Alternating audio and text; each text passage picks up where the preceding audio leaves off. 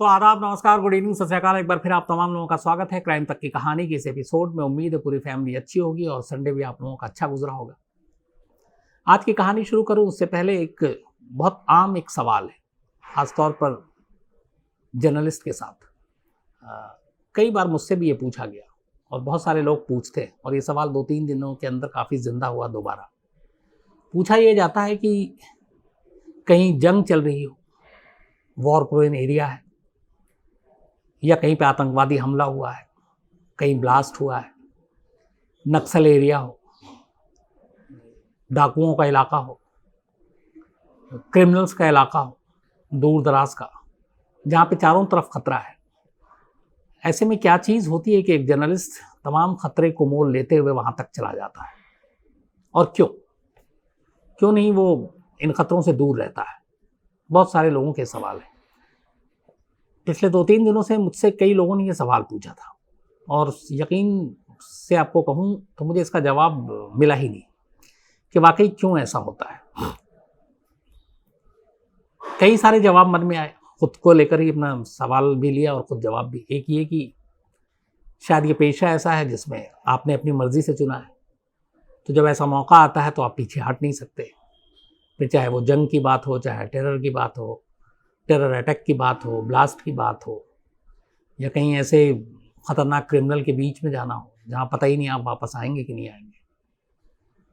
लेकिन कुल मिलाकर आखिर में जो एक चीज़ समझ में आती है वो ये है कि एक जज्बा और एक जोश और एक जुनून होता है, और जब तक ये नहीं हो तब तक आप कोई काम नहीं कर सकते किसी भी पेशे में। अगर आप उसे सिर्फ नौकरी समझ के करते हैं तो शायद बहुत कुछ नहीं कर पाएंगे, लेकिन अगर आपके अंदर पैशन है, अपने फ़र्ज़ के लिए ईमानदारी है, जोश है, जुनून है, और कुछ करना चाहते हैं, तो फिर आपको इन तमाम खतरों का सामना करना पड़ेगा। मैं ये सारी चीज़ इसलिए कह रहा हूँ क्योंकि एक फ़ोटो जर्नलिस्ट, एक यंग फ़ोटो जर्नलिस्ट, एक होनहार फ़ोटो जर्नलिस्ट दानिश सिद्दीकी की मौत की खबर आप तक पहुँची होगी। दानिश सिद्दीकी क्यों अफ़गानिस्तान गए, किस हालात में मौत हुई, क्या कुछ वहाँ हुआ, और पूरे अफ़गान में या दुनिया में किस तरह से जर्नलिस्ट पे हमले हुए हैं या फिर मौतें हुई हैं, वो सारी चीज़ें, सारी कहानियाँ आपके सामने आज रखने की कोशिश करूँगा। करीब 10 दिन पहले अपने असाइनमेंट के लिए दानिश सिद्दीकी, एक राइटर जो न्यूज़ एजेंसी है उसके इंडिया में वो चीफ रिपोर्टर, चीफ कैमरामैन, उनके अंडर में और भी लोग थे। जब अमेरिकी ट्रूप्स धीरे धीरे करके अफगानिस्तान से वापस जाने लगी तो वहाँ पे हालात बिगड़ने शुरू हुए। तालिबान को सर उठाने का मौका मिला, खुला मैदान था, उन्हें लगा दोबारा कब्जा करेंगे, और इस बीच में पाकिस्तान की सरहद से जो तालिबान समर्थक हैं वो भी अफगानिस्तान में दाखिल होने लगे, और फिर अफगानिस्तानी फोर्सेस में और तालिबान में झगड़ा शुरू हो गया। इसी को कवर करने के लिए अफगान स्पेशल फोर्सेस के साथ मिलकर दानिश सिद्दीकी इस वॉर जोन को कवर कर रहे थे। राइटर, आप में से बहुत सारे लोगों को पता होगा, कुछ को नहीं है, तो मैं बताता हूँ कि एक न्यूज़ एजेंसी है। 2 तरह की चीज़ें होती हैं। एक न्यूज़पेपर आप पढ़ते हैं, न्यूज़ चैनल देखते हैं आप। कुछ न्यूज़ एजेंसी होती है जिनका अपना कोई चैनल नहीं होता, कोई न्यूज़पेपर नहीं होता, लेकिन वो दुनिया भर के न्यूज़ चैनल और न्यूज़ जो अखबार है, न्यूज़पेपर है, उनको वो पिक्चर या स्टोरीज ऑफर करते हैं, और उसके लिए एक सब्सक्रिप्शन होता है, एक फ़ीस होता है सालाना। हर एक एजेंसी के साथ दो आपको एक मुश्त 1 साल में देना पड़ता है, उनके साथ एक आपको समझौता करना पड़ता है कि इतने पैसे देंगे तो फिर 1 साल के लिए वो सारी चीज़ें फ्री। जैसे राइटर है, वैसे अपने इंडिया में अगर हम बात करें तो पीटीआई आपने नाम सुना होगा, यूनिवार्ता हिंदी में सुना होगा, एएनआई है। तो ये सारी न्यूज़ एजेंसी है, इनका अपना कोई चैनल नहीं होता, ये दूसरे चैनल को न्यूज़ प्रोवाइड करते हैं, पिक्चर प्रोवाइड करते हैं। तो राइटर एक पूरी दुनिया के अलग अलग जितने भी न्यूज़पेपर्स हैं, न्यूज़ चैनल्स हैं बड़े बड़े, जिन लोगों के साथ उनका कॉन्ट्रैक्ट है, उनको खबरें, तस्वीरें, ये सारी चीज़ें मुहैया कराती हैं। तो दानिश एक न्यूज़ जो एजेंसी है, राइटर, रिनोन्ड है ये, उसके लिए काम कर रहे थे पिछले करीब 11 साल से। एक इंटर्न के तौर पे अपनी जर्नी शुरू की थी। दानिश की कहानी शुरू होती है दिल्ली से, जामिया से। उनके जो वालिद थे वो जामिया में प्रोफेसर रहे, प्रोफेसर रिटायर हुए, और एक स्कूल से पढ़ाई करने के बाद दानिश ने जामिया में एडमिशन लिया। इसके बाद इकोनॉमिक्स में ग्रेजुएशन किया, और फिर जामिया मासकॉम से, जो कि एक रेपुटेटेड इंस्टीट्यूट है मासकॉम के लिए पूरे एशिया में, वहाँ उनका दाखला मिला और वहीं से उन्होंने मासकॉम की पढ़ाई की। पढ़ाई करने के बाद शुरू के 2007 में पास आउट हुए। 8 से 10 तक दानिश ने अपना करियर एक जर्नलिस्ट के तौर पे शुरू किया। सबसे पहले हिंदुस्तान टाइम्स ज्वाइन किया और फिर 2 साल तक करीब इंडिया टुडे ग्रुप, जिसका आज तक है, जिससे मैं जुड़ा हुआ, वहाँ उन्होंने एक जर्नलिस्ट के तौर पे काम किया। लेकिन इन 2 सालों के तजुर्बे से ही दानिश को लगा कि शायद ये काम उनके लिए नहीं है, एक फ़ोटो जर्नलिस्ट के तौर पे एक अपॉर्चुनिटी देखनी चाहिए। और इसी के बाद 2010 में दानिश सिद्दीकी ने राइटर एक इंटर्न के तौर पर ज्वाइन किया और फिर देखते ही देखते उनकी एक पूरी जर्नी शुरू हुई, वो मैं आगे बताऊंगा। उसी राइटर के लिए इसी जुलाई के महीने में करीब 10 दिन पहले दानिश अफगानिस्तान पहुंचते हैं और अफगानिस्तान में उनका जो ठिकाना था पहला, वो था कांधार। ये वही कांधार जहां आपको याद होगा इंडियन एयरलाइंस हाईजैकिंग केस 1999 का, जिसमें नेपाल से एक प्लेन उड़ा था और इसी पूरी कहानी आपको मैंने सुनाई है, कैसे उसको हाईजैक करके कांधार ले जाया गया और तब वहाँ पर तालिबान की ही सरकार थी और फिर कैसे हमें बाद में कुछ आतंकवादियों को रिहा करना पड़ा ताकि मुसाफिरों की जान बचाई जा सके, जिसमें मसूद अजहर भी शामिल था। और उसी कांधार से फिर इंडियन एयरलाइंस की प्लेन वापस दिल्ली लैंड की थी। तो उसी कांधार में दानिश पहुंचते हैं। कांधार जाने की वजह ये थी कि जब अमेरिकी ट्रूप धीरे धीरे लौट रहे हैं तो जुलाई की शुरुआत से ही पाकिस्तानी बॉर्डर के बिल्कुल करीब कांधार का ये इलाका, और वहाँ पे तालिबान और अफगान स्पेशल फोर्सेस के बीच झगड़ा चल रहा था। बीच में कांधार स्पेशल फोर्स के कमांडर एक थे, कांधार स्पेशल फोर्स के कमांडर सादिक करजई। सादिक करजई की तालिबान के हाथों मौत हो जाती है। इससे वहाँ पे लोग, काफ़ी लोकल लोग भी गुस्से में थे और इसके बाद तालिबान और फोर्सेस के बीच में झड़प होती है, आम लोग भी इसमें कूदते हैं। उसके बाद इस इलाके में पूरे कर्फ्यू लगा दिया जाता है। इधर पाकिस्तान से भी तालिबान की घुसपैठ शुरू हो गई थी। तो मिशन पे इस चीज़ को कवर करने के लिए दानिश सिद्दीकी सीधे कांधार पहुंचते हैं और वो लगातार साथ थे अफगान स्पेशल फोर्सेस के। उन्हीं की सुरक्षा के घेरे में रहकर ही वो जहां वो लोग जाते वहां जाते। हालांकि यहाँ एक चीज़ आपको बताऊं, कहीं पे भी कोई इस तरह की जब रिपोर्टिंग होती है और आप अगर पुलिस या फोर्स, मिलिट्री, इनके साथ आप जाते हैं तो एक तरह से तो सुरक्षा मिलती है, लेकिन दूसरी तरह से खतरा भी डबल हो जाता है। क्योंकि जब इनका काफिला चलता है फोर्सेस का या आर्मी का, तो हमेशा ये डर रहता है कि जो टेररिस्ट हैं या फिर दूसरा ग्रुप है वो निशाना बना सकता है, रॉकेट लॉन्चर दाग सकता है, बॉम्ब फोड़ सकता है, रास्ते में कहीं पे आपको एम्बुश कर सकता है, तो माइंस के ज़रिए गाड़ियों को उड़ा सकता है। तो एक तरफ तो ये तो है कि चलो फोर्सेस के हम साथ में हैं, लेकिन दूसरी तरफ खतरा ये होता है कि आपका खतरा बढ़ भी जाता है। और ये मैंने आपको पहले कहानी में भी बताई थी कि इराक में ये मैंने आंखों से देखा कि जब फोर्सेस होती हैं तो ज़्यादा खतरा होता है, क्योंकि आपका पूरा काफिला चलता है, आप दूर से ही एक तरह से दिखाई देते हैं, और अगर सामने वाला ताकतवर, मजबूत है और हथियार आजकल हर एक के पास हैं, तो रॉकेट लॉन्चर ये कहीं से भी दाग के निशाना लगा सकता है। तो ये दोनों चीज़ें, सुरक्षा मिलती भी है और सुरक्षा आपकी बल्कि खतरे में भी पड़ जाती है। तो इसी कांधार के पास एक इलाका है, उस इलाके का नाम है स्पिन बोल्डक। स्पिन बोल्डक इलाके में लास्ट फ्राइडे की शाम को एक, पहले तो सुबह झड़प होती है, फिर शाम को तालिबान और अफगान स्पेशल फोर्सेस के बीच में झड़प होती है। इस दौरान दोनों तरफ से गोलियां चलती हैं। जब ये सारी चीज़ें हुई उसके बाद ये फिर शाम को दोबारा एक झड़प होती है, और शाम को इसी स्पिन बोल्डक के पास अफगान स्पेशल फोर्स की टीम थी जिसके साथ दानिश थे। एक बाजार में, एक मार्केट में कुछ दुकानदारों से वो बात कर रहे थे और बात करने के बाद कुछ तस्वीरें ले रहे थे इसी स्पिन बोल्डक इलाके में। और जब ये दानिश उस वक्त वहाँ तस्वीर ले रहे थे, अफगान स्पेशल फोर्सेस साथ में थी, तभी अचानक तालिबान ने हमला कर दिया।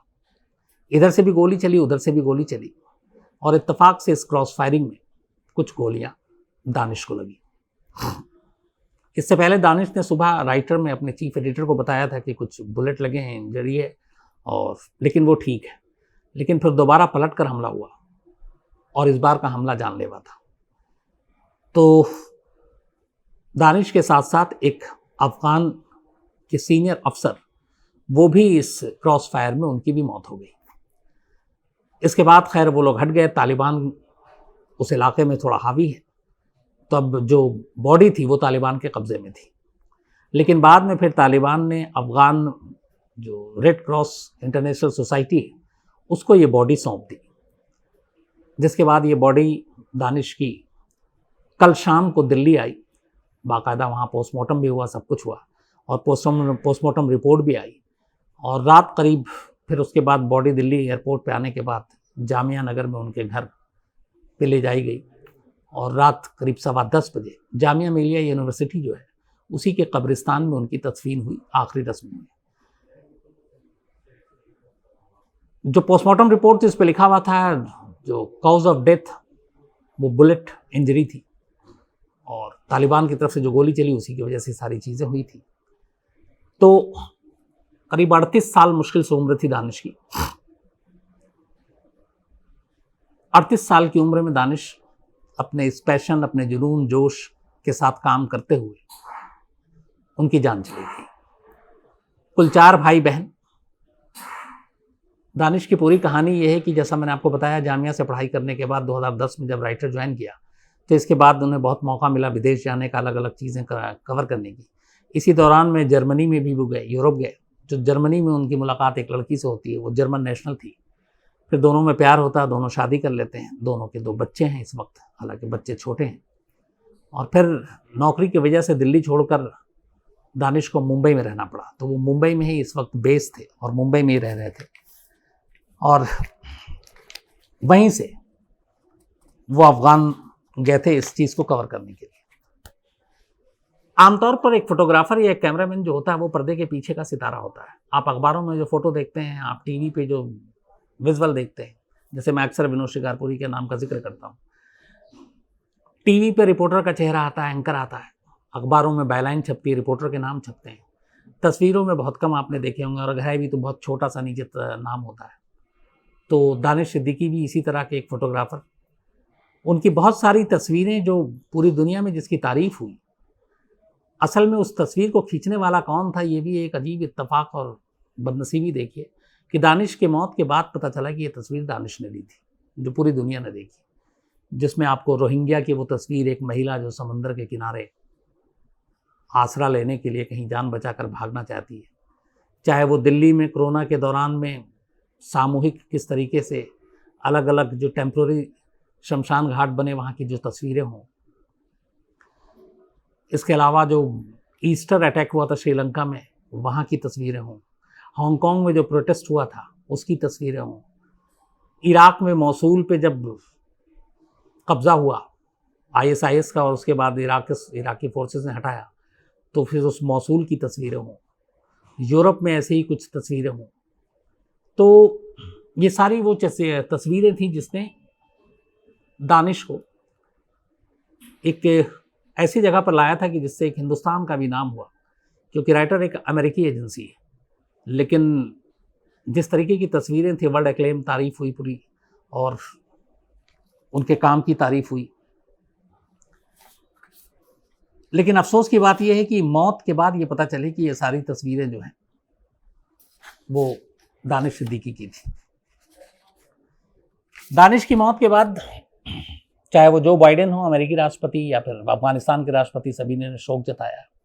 लेकिन सबसे जो अहम बात यह है कि जब इस मौत के बारे में तालिबान को पता चला कि एक इंडियन जर्नलिस्ट दानिश सिद्दीकी जिनकी मौत हुई, तो तालिबान ने पहले तो ये कहा कि हमें मालूम नहीं था कि एक जर्नलिस्ट, और हमारा इस मौत से कोई लेना देना नहीं है, जो भी हुआ है वो एक लड़ाई के बीच में हुई है।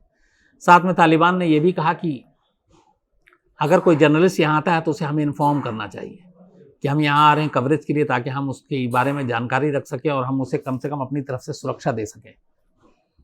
अब ये एक अजीब उल्टी बात है, लेकिन चूंकि तालिबान को इस बात का एहसास है कि एक जर्नलिस्ट की मौत को लेकर पूरी दुनिया में जिस तरीके से विरोध जताया गया है, तो ये तालिबान के ख़िलाफ़ जा सकता है, और इसीलिए तालिबान जो है थोड़ी सी अपनी भरपाई कर रहा है और कह रहा है कि उसे मालूम नहीं, लेकिन उसने ये सलाह दिया कि आगे भी आने वाले दिनों में कोई जर्नलिस्ट आता है तो हमें इन्फॉर्म करे ताकि हम उसकी सुरक्षा और वो सारी देख सकें। 2018 में पुलित्ज़र अवार्ड से नवाजा गया था दानिश सिद्दीकी को, वही रोहिंग्या की जो स्टोरी थी उसके लिए। उनको उनके एक साथी और फोटोग्राफर थे उनके साथ, और पुलित्ज़र अवार्ड पाने वाले वो पहले इंडियन थे दो। ये इतना एक मतलब प्रेस्टिजियस अवार्ड है, इससे पहले किसी को नहीं मिला। दानिश सिद्दीकी 38 साल की उम्र में ही ये अवार्ड पाने वाले पहले शख्स। अब सवाल ये है कि जो मैंने शुरुआत की थी जिससे, कि क्यों जोखिम लिया जाता है, क्यों खतरा होता है और क्यों लेते हैं, तो इसका जवाब 2-3 चीज़ों से और आपको देता हूँ। सिर्फ 2018 से 2021 तक, 2018 से 2021 तक अफगानिस्तान में अकेले 33 जर्नलिस्ट की जान गई है। 33, 3 सालों में 33, और इनमें से 9 जर्नलिस्ट तो सिर्फ एक दिन मारे गए थे। वो तारीख थी 30 अप्रैल 2018। 30 अप्रैल 2018 को काबुल के करीब एक धमाका होता है, और उस धमाके में बल्कि 10 जर्नलिस्ट थे, जिसमें से एक फोटोग्राफर थे और बाकी सारे 9 रिपोर्टर थे और एक फोटोग्राफर। एक सुसाइड बॉम्ब अटैक था ये, और इसमें 10 जर्नलिस्ट एक साथ मारे गए। ये अब तक का सबसे विभत्स था किसी जर्नलिस्ट पे हमले का। मतलब इतनी बड़ी तादाद में एक साथ पत्रकार नहीं मारे गए थे, लेकिन 30 अप्रैल 2018 को 10 जर्नलिस्ट एक साथ इनकी मौत हुई थी एक सुसाइड बॉम्ब अटैक में। अगर कुल मिलाकर देखें 2001 के बाद से, तो अफगानिस्तान में करीब 55 जर्नलिस्ट की मौत हो चुकी है, और अलग अलग इसमें कई देशों के भी हैं जिनकी मौत हुई। तो कुल मिलाकर, और ये सिर्फ अफगानिस्तान नहीं बल्कि मैं आपको बताऊं, सीरिया की बात हो या इराक की बात हो, सोमालिया की बात हो, कई ऐसे देश हैं जहाँ पे इस तरह की जो वॉर जोन हो या टेररिज्म हो, वहाँ पे जाने गई हैं और इस तरीके से मौत हुई है। अगर दानिश के सिर्फ काम की आपको बात बताऊं पूरी, जो कि मैंने आपको बताया कि जिस तरीके की एजेंसी में वो काम करते थे राइटर, तो पूरी दुनिया जो है वो अलग अलग न्यूज़ चैनल, अलग न्यूज़पेपर उससे रिलेटेड है, जो जिनका कॉन्ट्रैक्ट होता है राइटर के साथ। तो इसीलिए उनकी तस्वीरें एक तरह से दुनिया का शायद ही कोई ऐसा देश हो बड़ा जहाँ पे न छपी हो। कुछ नाम सिर्फ मैं आपको बता देता हूँ, जैसे National Geographic magazine, New York Times, the Guardian, the Washington Post, Wall Street Journal, Time magazine, Forbes, Newsweek, NPR, BBC, CNN, Al Jazeera, South China Morning Post, the स्टेट, Times Bangkok Post, Sydney Morning Herald, the LA Times, Boston Globe, the Globe Mail, Le Figaro, Le Monde, Der Spiegel, Eastern Berlin Zeitung, the Independent, the Telegraph, Gulf News, Liberation, और इसके अलावा भी न मालूम कितने और ऐसे पब्लिकेशन हैं और न्यूज़ चैनल हैं जहाँ पे ये सारी तस्वीरें छपी हैं।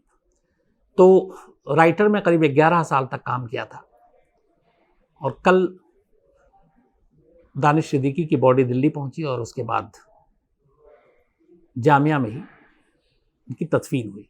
तो ये दुआ ऊपर वाला उन्हें जन्नत दे, उनके घर वालों को हौसला और हिम्मत दे। अब यहाँ पे ये तो दानिश के बारे में आपको जितनी जानकारी थी मैंने बताई। इस वक्त भी अफगानिस्तान में बहुत सारे जर्नलिस्ट हैं जो काम कर रहे हैं, और उसी इलाके में इस वक्त भी बहुत सारे जर्नलिस्ट हैं जो दूसरे इलाकों में हैं जहाँ पे हालात ठीक नहीं है, काम कर रहे हैं। कई बार ऐसा होता है कि प्रोटेक्शन मिलता है, लेकिन कई बार ऐसा होता है, ख़ासतौर पर मैं 2-3 यहाँ पे आपको फ़र्क बताता हूँ। अमेरिकी जर्नलिस्ट जब कहीं वॉर जोन इलाके में जाते हैं तो एक ख़ास एक तरह से उनका सुरक्षा कवर भी होता है। कैसे वो आर्मी के बीच में रहते हैं, आर्मी के साथ या एयरफोर्स के साथ, या जो बाकी भी उनकी चीज़ें हैं, उनकी जिस तरह से ट्रेनिंग होती है।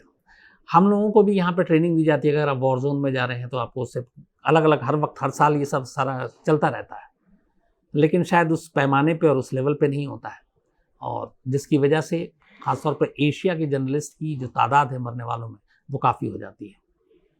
लेकिन फिर भी पेशा है, जॉब है, काम करना है। और मैंने फिर यही कहा कि आप इस काम से बच भी सकते हैं, आप मना भी कर सकते हैं कि इस असाइनमेंट पे नहीं जाना है, ये आपके ऊपर है। कंपनी या कोई भी न्यूज़ चैनल या न्यूज़पेपर आपको फोर्स नहीं करता है, तो आपके ऊपर है। और इसीलिए जो कुछ अलग करना चाहते हैं वो ऐसे खतरों को ज़रूर उठाते हैं। हम सब लोगों ने अपनी अपनी ज़िंदगी में कभी कभी उठाया ही है, और बाकी ज़िंदगी और मौत ऊपर वाले के हाथ में होती है। लेकिन इस तरीके से एक जवान मौत, ऐसे हालात में मौत, बड़ा अफसोस होता है, दिल भी दुखता है। तो इसीलिए बार बार यही कह रहा हूँ कि ऊपर वाला जन्नत दे, घर वालों को उनके हौसला दे। इस कहानी का हिस्सा तो नहीं है, लेकिन आपको बताता हूँ कि क्या है कि इसी दौरान में अभी जब ये अमेरिकी जो फोर्सेस लौट रही थी, मैंने आपको बताया कि इसी साल उनको लौटना है और तालिबान को मौका मिल गया है, तो मेरे दिमाग में ये बात आई, बल्कि एक दो लोगों ने कहा भी कि अफ़गानिस्तान में उथल पुथल हो रहा है तो काबुल जाना चाहिए। अच्छा, काबुल मेरा बड़ा फेवरेट शहर में से एक है, तो मुझे भी लगा। और ऐसे ही ये फ्राइडे से पहले की बात है जब दानिश की मौत की खबर आई, तो मैंने कहा बिल्कुल 3-4-5 दिनों के लिए जाना चाहिए। तो मैंने ऐसे ही घर पे मजाक किया, मैंने ऐसे ही कहा कि ऐसा प्लान कर रहा हूँ शायद 2-4 दिन के लिए जाने के लिए। लेकिन जो घर से रिएक्शन आया वो यही था कि कसम है कि तुम नहीं जाओगे। तो मैं दूसरी बात यहाँ पे बताना चाहता हूँ, बहुत ही पर्सनल, कि आपकी फैमिली को लगता है कि आप जा रहे हैं, पता नहीं क्या होगा, तो रोकते हैं, मना करते हैं। और एक तरफ आपको लगता है कि नहीं, यहाँ स्टोरी है, न्यूज़ है, जाना चाहिए, कुछ हैपनिंग होगा, कुछ कवर करने को मिलेगा। तो ये दोनों चीज़ें होती हैं। लेकिन एक डर भी होता है हर एक फैमिली को, क्योंकि हम सभी इंसान हैं और आपका परिवार आपसे बहुत प्यार करता है, तो वो नहीं चाहता कि ऐसे खतरे जहाँ पे हों या ख़तरनाक जगह हो आप जाएं। लेकिन फिर मैं ना जाऊं, कोई और, हम में से ही कोई होते हैं जो जाते हैं और करते हैं। लेकिन ये अक्सर होता है। इवन मैंने आपको जब बताया कि जब मैं ISIS के लिए इराक गया था, तो शुरुआत में घर में झूठ बोला था, अपनी बीवी से ही बोला था कि मैंने कहा था कि वो चूँकि हमारे फॉरेन मिनिस्टर जा रहे हैं तो उनके साथ है, बस जाना है और लौट आना है, कोई रिस्क नहीं है, उन्हीं के साथ हर वक्त रहना, उनके साथ सारी फोर्स होगी। जबकि हकीकत ये थी कि वो अलग गए थे, हम लोग अलग गए थे। लेकिन अगर मैं बता देता कि हम अलग जा रहे हैं और अलग ही रहना है, तो शायद घर वाले कभी इजाज़त भी नहीं देते। तो कई बार ऐसा करना पड़ता है, क्योंकि आप जिस पेशे में हैं वहाँ ये सारी चीज़ें कभी न कभी होती हैं। मैंने ये भी आपको बताया था कि कई बार खुद, आप देश के बाहर छोड़िए, देश के अंदर जो खतरा है, जामा मस्जिद पे जब एक बार अटैक हुआ था, तो सारे क्राइम रिपोर्टर, मैंने आपको इससे पहले भी बताया था कि कार के पास खड़े होकर गप्पे मार रहे थे, सिगरेट पी रहे थे, और उसके बाद अचानक वहाँ से हटते हैं और तब पता चलता है कि जिस कार के पास सब 1 घंटे तक हम लोग खड़े थे, उस कार में बॉम्ब था, लेकिन उसका टाइमर जो है या एक वायर उसका ख़राब हो गया और इसलिए वो टाइम पे फटा नहीं, वरना टाइमिंग वही थी जिस वक्त सारे रिपोर्टर एक साथ मौजूद थे। जो काबुल में हुआ, एक साथ 10 जर्नलिस्ट मारे गए, तो वो भी नसीब की बात थी। मुझे याद है कि दिल्ली में ही एक जर्नलिस्ट, आज से बहुत पहले जब शुरुआत में टेररिज्म दिल्ली में एक तरह से दाखिल हुआ था, तो एक रिपोर्टर एक ब्लास्ट को कवर करने के लिए गया था कोर्ट में 30 हज़ारी के पास, और वो इत्तेफाक से कोर्ट में ही था, धमाका हुआ, वो उसके बाद मौके पे पहुंचा, देख रहा है, और इत्तेफाक से तभी उसके ठीक पीछे दूसरा धमाका हुआ जिसमें उसकी जान चली गई। तो कुछ पता नहीं है, तो आजकल ट्रेंड भी बदल गया, अब जैसे धमाका होता है तो दूसरा, कई ऐसी जगह पे पुलिस ने पकड़ा है कि जहाँ पे ब्लास्ट हुआ, उसके बाद टेररिस्ट ने दूसरा जो बाकी बम और उनको प्लान करना था ब्लास्ट का, वो हॉस्पिटल में करना था, क्योंकि उन्हें पता था कि फिर इंजर्ड और लाशें यहीं आएंगी, तो भीड़ ज़्यादा होगी, पुलिस वाले भी लेकर आएंगे, तो यहाँ ज़्यादा नुकसान होगा। तो ये भी होता है। तो फील्ड में आपको पता नहीं होता है कि आप जिस जगह पे हैं वहाँ पे कब कहाँ क्या होगा, आपके आसपास क्या होगा। तो ये सब कुछ वही मुकद्दर की बात है, लिखा होता है। तो रिस्क सिर्फ ऐसा नहीं है कि जंग के मैदान में है या जहाँ पे ऐसे तालिबान हो या इराक हो या सीरिया हो, हमारे आसपास भी ऐसी चीज़ें हर वक्त होती हैं। जब भी कहीं धमाका होता है, एक तो नया ट्रेंड है कि सीरियल ब्लास्ट होने लगता है, एक हुआ, दूसरा थोड़ी देर के बाद, तीसरा कहीं और, तो कुछ पता नहीं चलता कि कब कहाँ पे क्या हो जाए, और आपको उसी फील्ड में रहना पड़ता है। तो इसी के साथ और इन्हीं चीज़ों के बीच में आपको अपनी ज़िंदगी गुजारनी होती है, क्योंकि आपका काम ही यही, लोगों तक खबर पहुंचाना, लोगों तक सच्ची तस्वीरें पहुंचाना, लोगों तक जो सच्ची कहानियां हैं वो पहुंचाना, जंग के मैदान में कहाँ क्या हो रहा है ये बताना, जुर्म की दुनिया में क्या हो रहा है ये बताना, राजनीतिक गलियारों में क्या हो रहा है वो बताना। तो इन सब को बताने के लिए जोखिम उठाना ही पड़ता है। तो आज इतना ही। अब आपसे कल मुलाकात होगी रात 9 बजे किसी और नई कहानी के साथ। तब तक अपना ख्याल रखिएगा, पर ऐसी कहानी के साथ मुलाकात ना हो, मेरी दुआ यही है। कल मिलेंगे रात 9 बजे। Thank you.